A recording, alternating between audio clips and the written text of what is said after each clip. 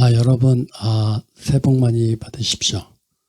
제가 소장하고 있는 영화 음악 중 영광의 탈출을 소개하면서 제가 떠오르는 내용이 있습니다.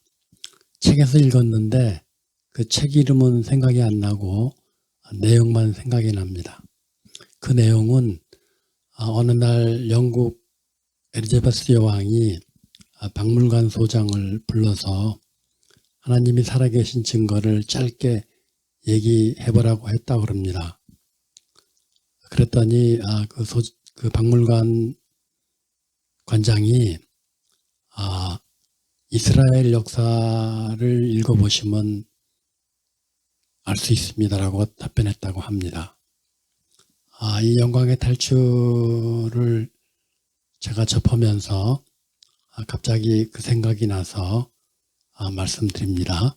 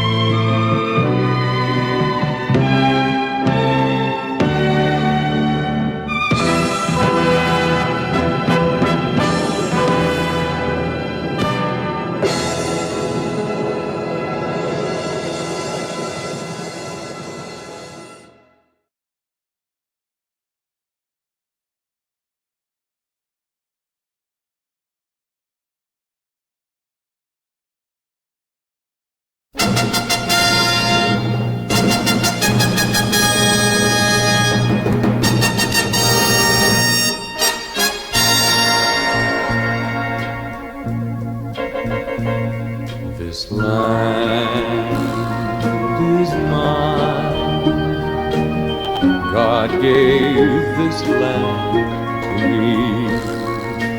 This brave, this ancient land to me.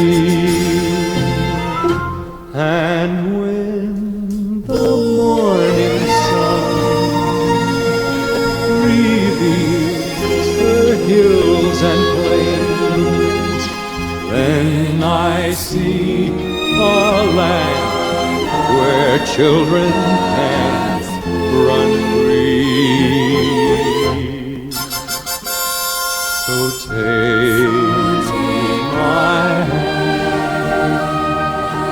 and walk this land with me, and walk this lovely land with me. Though I am just a man, when you are by my side, with the help of God, I know I can be strong.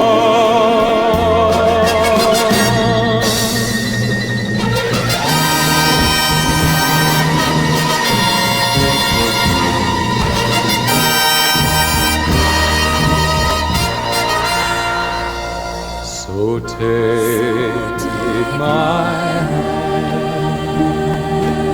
and walk this land with me, and walk this golden land with me. Though I am just a man, when you are by my side, with the help of God, I know I can be strong.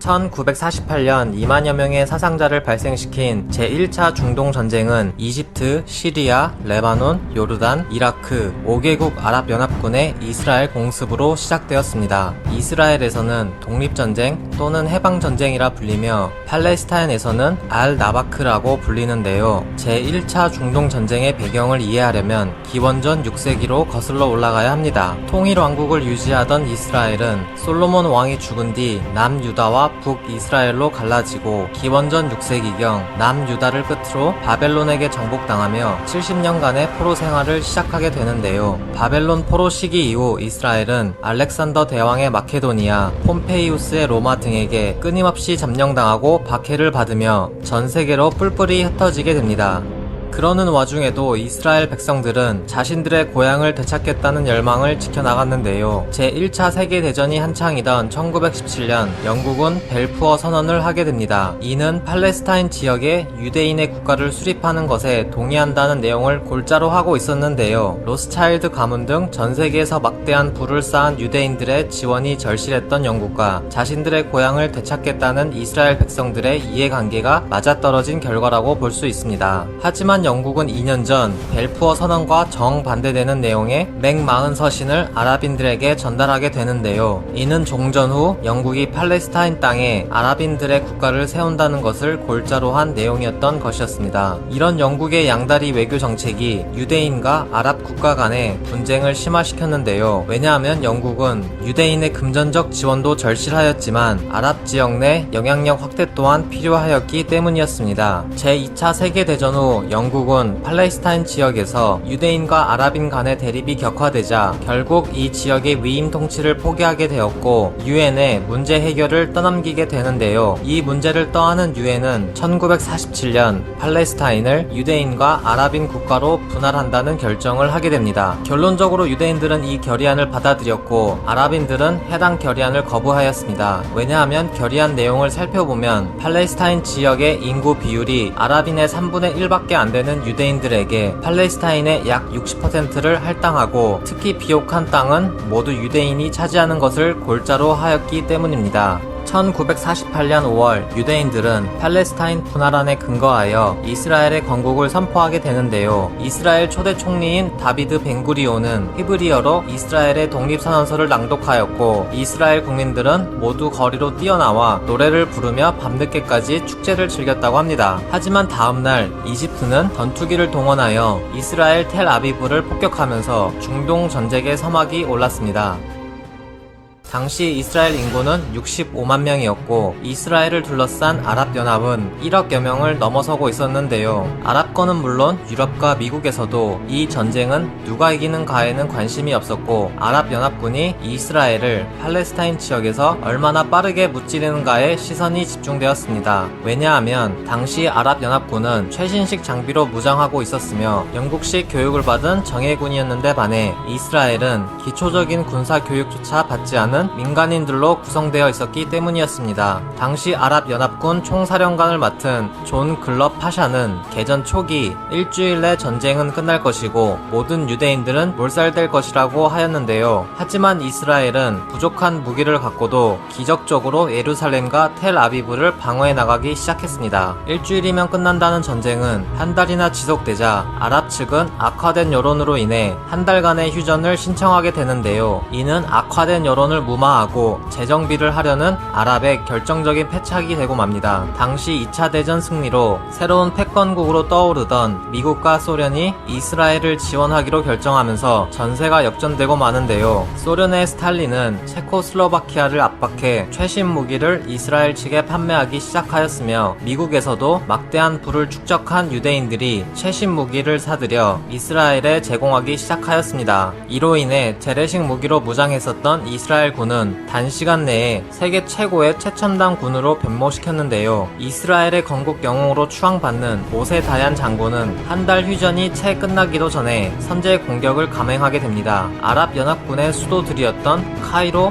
다마쿠스, 암만에 선제 포격을 가하는 것이었는데요. 이후 이스라엘은 탱크를 앞세워 아랍 영토를 정복해 나갔고 전 세계는 경악에 빠지기 시작했습니다. 이스라엘 군의 진격은 멈출 줄 몰랐고 이집트 국경을 넘어 수도 카이로에 다가가기 시작했습니다. 영국은 이런 이스라엘의 행위에 경고하고 영국까지 감당할 자신이 없었던 이스라엘은 퇴각을 결정하게 되는데요. 이로써 1949년 이집트를 시작으로 개별적 휴전 협정을 맺고 전쟁은 마무리가 됩니다.